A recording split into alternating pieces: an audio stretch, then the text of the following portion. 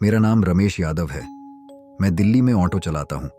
पिछले 10 साल से मैं यही कर रहा हूँ। मेरा घर गाजीपुर इलाके में है, जहाँ मैं अपनी बीवी और 2 बच्चों के साथ रहता हूँ।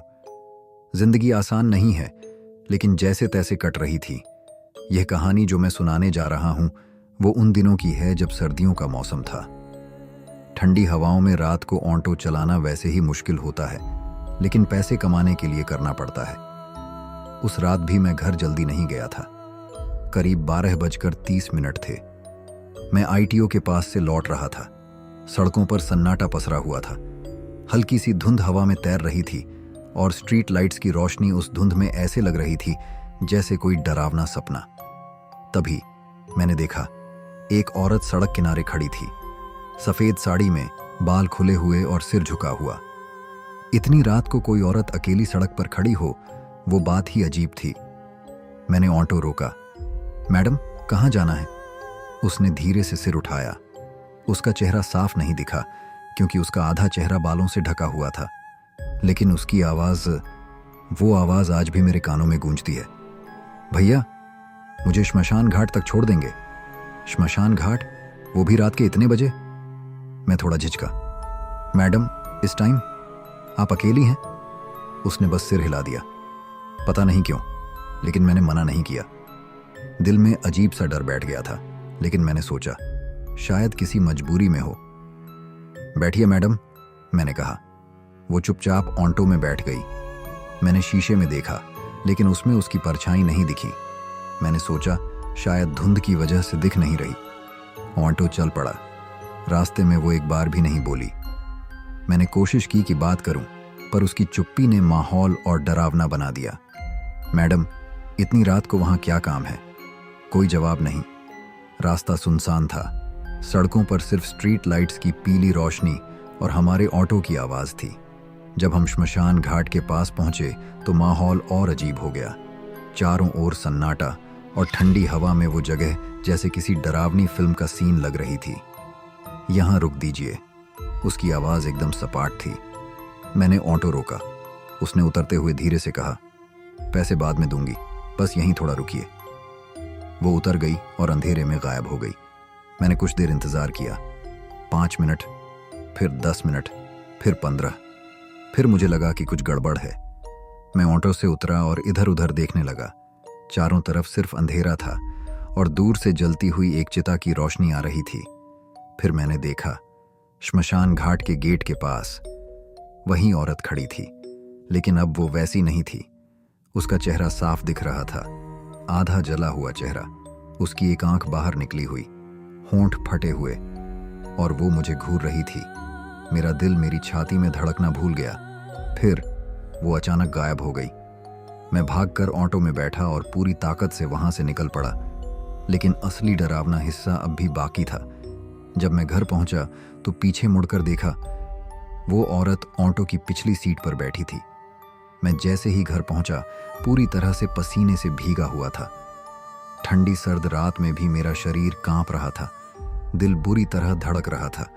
ऑटो बंद करके मैंने जल्दी से दरवाजा खटखटाया। मेरी बीवी सीमा ने दरवाजा खोला। क्या हुआ रमेश, इतने डरे हुए क्यों हो? मैंने बिना जवाब दिए जल्दी से अंदर कदम रखा और दरवाजा अंदर से बंद कर दिया। क्या बात है, बोल क्यों नहीं रहे? मैंने गहरी सांस ली, लेकिन कुछ कह नहीं पाया। मेरा गला सूख गया था। फिर अचानक मेरी नज़र ड्राइंग रूम में पड़ी। ऑटो की पिछली सीट पर बैठी वो औरत अब हमारे घर में खड़ी थी। सफ़ेद साड़ी, आधा जला हुआ चेहरा और वो ही घूरती हुई आंखें। मुझे ऐसा लगा जैसे मेरी रूह मेरे शरीर से निकल गई हो। मैंने पलक झपकाई और वो गायब हो गई। तुम्हारा रंग क्यों उड़ गया है? रमेश, क्या देख रहे हो? सीमा ने मुझे हिलाया। कुछ नहीं, बस थोड़ा थका हुआ हूं, मैंने झूठ बोला। मैं जानता था कि जो मैंने देखा वो कोई वहम नहीं था। रात भर मैं सो नहीं सका।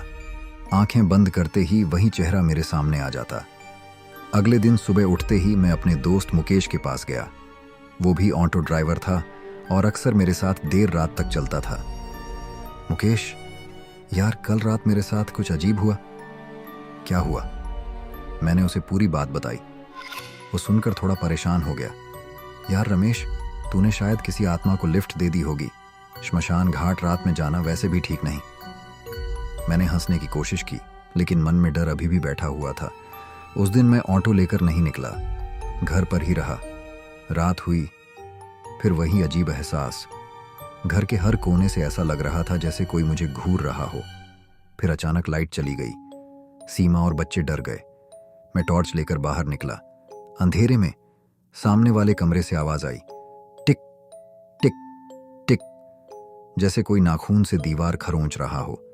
मैं धीरे धीरे कमरे की ओर बढ़ा। टॉर्च की रोशनी से जैसे ही दीवार पर डाला, वहीं औरत दीवार पर कुछ लिख रही थी। उसके हाथ से खून टपक रहा था। दीवार पर लिखा था, मैं लौटूंगी। मेरा खून जम गया। फिर वो अचानक मेरी तरफ मुड़ी। उसका चेहरा अब और डरावना हो गया था। उसकी आंखें पूरी तरह काली थीं और मुंह से खून बह रहा था। तू मुझे वहीं छोड़ आया रमेश। मैंने टॉर्च गिरा दी और पीछे हट गया। अचानक लाइट वापस आ गई और वो गायब हो चुकी थी। सीमा मेरे पास दौड़कर आई। क्या हुआ रमेश, तुम चीख क्यों रहे थे? मैंने दीवार की ओर इशारा किया, लेकिन दीवार साफ थी। अब मुझे यकीन हो गया था कि ये सिर्फ डर नहीं, कुछ बहुत बुरी चीज मेरे साथ जुड़ चुकी है। और यह सब खत्म नहीं हुआ था, ये तो शुरुआत थी। उस रात के बाद मेरी जिंदगी पूरी तरह बदल गई। मैं न तो चैन से खा पा रहा था, न ही सो पा रहा था। हर कोने में वही डर बैठा हुआ था। सीमा भी अब परेशान रहने लगी थी। बच्चों का डर भी अब साफ दिखने लगा था। मैं उन्हें इस सच्चाई से दूर रखना चाहता था, लेकिन वो अजीब सा माहौल छुपा नहीं पा रहा था। फिर मैंने फैसला किया कि मैं उस श्मशान घाट वापस जाऊंगा। अगले दिन सुबह मुकेश को साथ लिया और हम दोनों उस जगह पहुंच गए जहां से ये डरावना सिलसिला शुरू हुआ था। जगह सुनसान थी।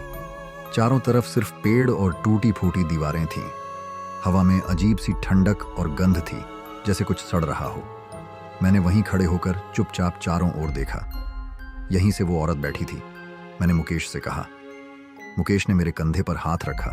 भाई, ये जगह अच्छी नहीं लग रही, चल निकलते हैं यहां से। तभी हवा में अजीब सा सरसराहट हुआ, जैसे कोई फुसफुसा रहा हो। मैंने पीछे मुड़कर देखा, लेकिन वहां कोई नहीं था। अचानक मेरे पैरों के पास कुछ गिरा, एक टूटी हुई चूड़ी। वो चूड़ी देखकर मेरे रोंगटे खड़े हो गए। वो वही चूड़ी थी जो उस औरत के हाथ में थी जब वो ऑटो में बैठी थी। रात का खौफ और गहरा होने लगा। उस दिन के बाद अजीब घटनाएं और तेज हो गईं। घर में अंधेरे कोनों से आवाजें आने लगीं। रात को कोई दरवाजा खटखटाता, लेकिन बाहर कोई नहीं होता। सीमा को भी अब अजीब चीजें दिखने लगी थीं। एक रात उसने कहा, रमेश, मैं रसोई में थी, किसी ने मेरा नाम लिया। पीछे मुड़ी तो लगा कोई खड़ा है। अब डर ने पूरे घर को जकड़ लिया था। फिर वो रात आई जिसने सब कुछ बदल दिया। रात के ठीक 3 बजे दरवाजे पर जोर जोर से खटखटाने की आवाज आई। धड़ धड़ धड़। मैंने हिम्मत करके दरवाजा खोला। कोई नहीं था, लेकिन जैसे ही मुड़ा मैंने उसे देखा। वो औरत हमारे घर के अंदर खड़ी थी। चेहरा पहले से ज्यादा भयानक, झुलसी हुई खाल और आंखें पूरी तरह सफेद। उसने धीरे से कहा, तू मुझे छोड़कर क्यों आया रमेश? अचानक वो गायब हो गई। सीमा और बच्चे बेहोश हो गए।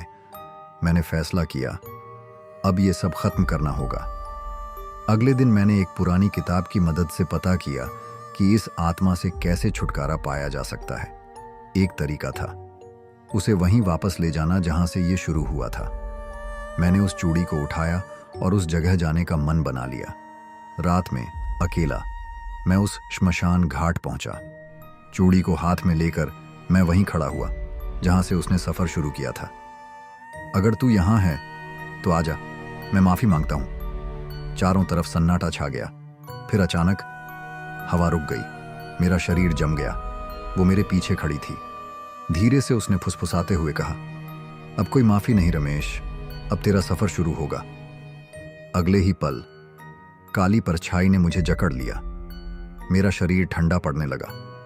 उस पल जब वो काली परछाई मुझे जकड़ रही थी, ऐसा लगा जैसे मेरी सांसें थम रही हों। शरीर में जैसे कोई जान ही नहीं बची थी। मैं कोशिश कर रहा था खुद को छुड़ाने की, लेकिन वो पकड़ इतनी मजबूत थी कि मैं हिल भी नहीं पा रहा था। उसका ठंडा और सड़ा हुआ हाथ मेरे गले पर महसूस हो रहा था। ऐसा लग रहा था जैसे कोई मौत खुद मेरे पास आकर बैठ गई हो। तभी एक जोरदार चीख गूंजी, छोड़ दे उसे। मैंने अपनी आधी खुली आंखों से देखा। मुकेश भागता हुआ मेरी ओर आ रहा था। उसकी आवाज सुनते ही वो परछाई अचानक गायब हो गई। मुकेश ने मुझे संभाला। भाई, तू ठीक है? ये सब क्या हो रहा है? मैंने उसे पूरा किस्सा बता दिया। उसके चेहरे पर डर साफ दिखाई दे रहा था, लेकिन वो मेरी मदद करने के लिए खड़ा रहा। अब ये खेल खत्म करना था। हमने फैसला किया कि हमें उस औरत के बारे में पूरी सच्चाई जाननी ही होगी। अगले दिन हम पास के गांव गए। वहां के बुजुर्गों से पूछताछ की। काफी देर बाद एक बूढ़ा आदमी मिला जिसने चौंकाने वाली बात बताई। तुम लोग उस औरत के बारे में पूछ रहे हो? उसकी कहानी तो बहुत डरावनी है। उसने बताया कि कई साल पहले एक महिला जिसका नाम कविता था इसी इलाके में रहती थी। वो गर्भवती थी, लेकिन उसका पति शराबी था और रोज उसके साथ मारपीट करता था। एक रात उसने कविता को बुरी तरह पीटा और उसी सुनसान रास्ते पर छोड़ दिया जहां से मैं उसे उठाकर लाया था। वो वहीं सड़क पर तड़प तड़प कर मर गई। उसकी मौत इतनी दर्दनाक थी कि उसकी आत्मा को शांति नहीं मिली। तभी से जो भी उस रास्ते से अकेला गुजरता है उसे वो दिखाई देती है। हमने बूढ़े से पूछा, उसकी आत्मा को कैसे शांत किया जा सकता है? उसने कहा, उसकी मौत का दर्द उसकी आत्मा से जुड़ा है। अगर उसकी अधूरी कहानी पूरी कर सको तो शायद वो शांत हो जाए। अब हमें उसकी आत्मा को सही तरीके से विदा देना था। रात को 3 बजे हमने उस जगह पर एक दिया जलाया और उसके लिए प्रार्थना की। कविता, अगर तुम्हारा दर्द सुन सकता हूं तो जान लो, हम तुम्हें मुक्ति दिलाने आए हैं। चारों तरफ अजीब सी खामोशी छा गई। हवा रुक गई। फिर अचानक वही औरत मेरे सामने आकर खड़ी हो गई। इस बार उसका चेहरा थोड़ा शांत था, लेकिन आंखों में वही दर्द भरा सन्नाटा। मैंने उसके सामने झुककर कहा, मुझे माफ कर दो, मुझे नहीं पता था तुम्हारे साथ क्या हुआ था। तभी उसने धीरे से कहा, मुझे नहीं चाहिए तुम्हारी माफी, मुझे चाहिए न्याय। अचानक माहौल पूरी तरह बदल गया। आसमान में बादल गरजने लगे। हवा में एक अजीब सी गंध फैल गई। मैंने महसूस किया जैसे कुछ बहुत बुरा होने वाला है। तभी मेरी नजर पीछे गई। मुकेश की आंखें फटी हुई थीं। उसके शरीर के चारों ओर काली परछाइयां लिपटने लगी थीं। रमेश, भाग। ये आत्मा शांति नहीं चाहती, ये बदला चाहती है। लेकिन मैं अब पीछे नहीं हट सकता था। अब या तो मैं उसे मुक्ति दूंगा या वो हम सबको खत्म कर देगी। आगे जो हुआ वो मेरी जिंदगी का सबसे भयानक मोड़ था। मुकेश की चीखें अब भी मेरे कानों में गूंज रही थीं।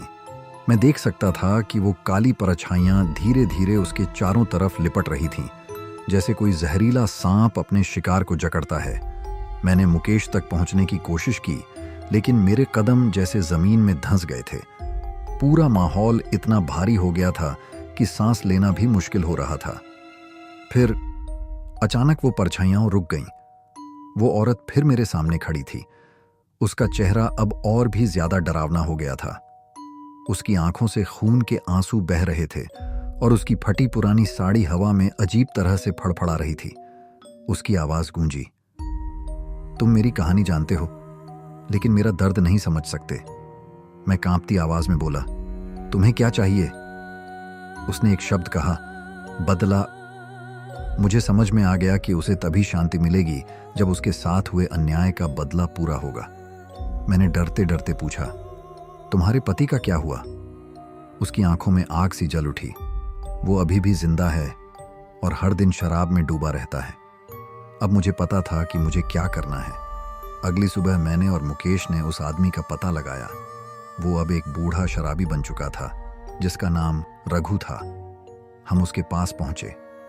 उसकी हालत बेहद खराब थी, लेकिन जब मैंने कविता का नाम लिया उसकी आंखों में डर झलक गया। मुझे माफ कर दो, मैंने जो किया उसका पछतावा है। मैंने उसे उसी सुनसान सड़क पर ले जाने का फैसला किया जहां उसने कविता को छोड़ा था। रात 3 बजे हम उसे उस जगह पर ले गए। चारों तरफ सन्नाटा छाया हुआ था। हवा में ठंडक बढ़ रही थी। फिर अचानक वो वहीं पर छाई फिर से प्रकट हुई। कविता की आत्मा वहां खड़ी थी। उसने रघु की तरफ देखा। उसकी आंखों से आग जैसी चमक निकली। रघु डर के मारे गिर पड़ा और चीखने लगा, मुझे माफ कर दो, मैं मर चुका हूं अंदर से। लेकिन ये माफ़ी अब बहुत देर से थी। तभी अंधेरा घना होने लगा।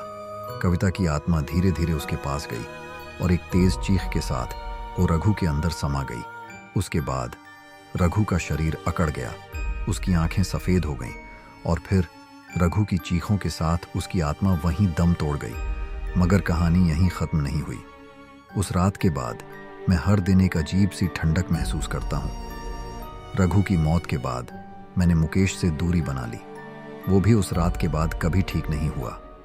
और सबसे डरावनी बात, हर रात जब मैं ऑटो स्टार्ट करता हूँ, पीछे वाली सीट से फुसफुसाहटें सुनाई देती हैं। तुमने सोचा मैं मुक्त हो गई? नहीं, वो अब भी मेरे साथ है। हर बार जब मैं पीछे मुड़कर देखता हूँ, वो परछाई अब भी वहाँ बैठी होती है। कहानी ख़त्म नहीं हुई, ये तो बस एक शुरुआत थी।